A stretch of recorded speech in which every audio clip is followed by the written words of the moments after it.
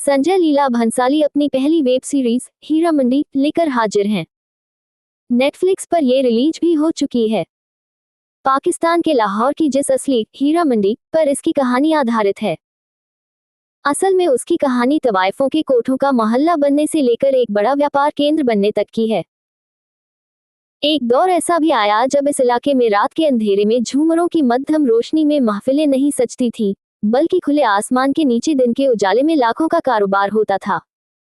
इसका असली इतिहास काफी रोचक है।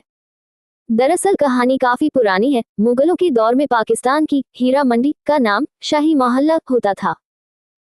इसे अदब का मोहल्ला भी कहा जाता था, क्योंकि यहाँ मौजूद तवाइफों के कोठे में शाही घरानों के शहजादों को अदब अंदाज की शिक्षा जो दी जाती थी।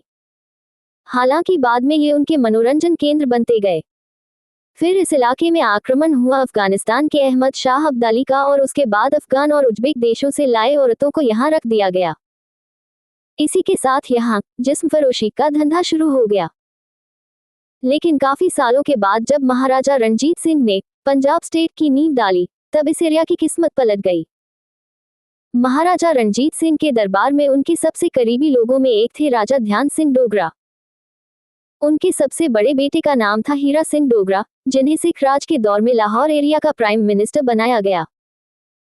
साल 1843 से 1844 के बीच ही उन्होंने शाही मोहल्ला को हीरा मंडी का मौजूदा नाम दिया। उस दौर में इसे अनाज का थोक बाजार बना दिया गया। इस तरह देखते ही देखते ये पंजाब की सबसे बड़ी अनाज मंडियों में से एक बन गई। दिन के उजाले में यहाँ व्यापारी बैठने लगे और अनाज का कारोबार करने लगे। पंजाब की जमीन हमेशा से खेती का गढ़ रही है। महाराजा रणजीत सिंह के कार्यकाल में लाहौर और उससे जुड़े इलाकों का सालाना रेवेन्यू 5 लाख रुपए होता था। सिख राज खत्म होने के बाद ये इलाका ब्रिटिश राज का हिस्सा हो गया। अंग्रेजों ने तवाइफों के काम को अलग नजरिए से देखा और ये इलाका पूरी तरह से रेड लाइट एरिया बनने लगा।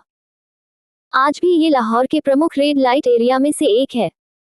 आज़ादी के बाद पाकिस्तान में इस इलाके को बंद करने की कई कोशिश हुई, लेकिन ये अब भी हजारों सेक्स वर्कर की आमदनी का जरिया है।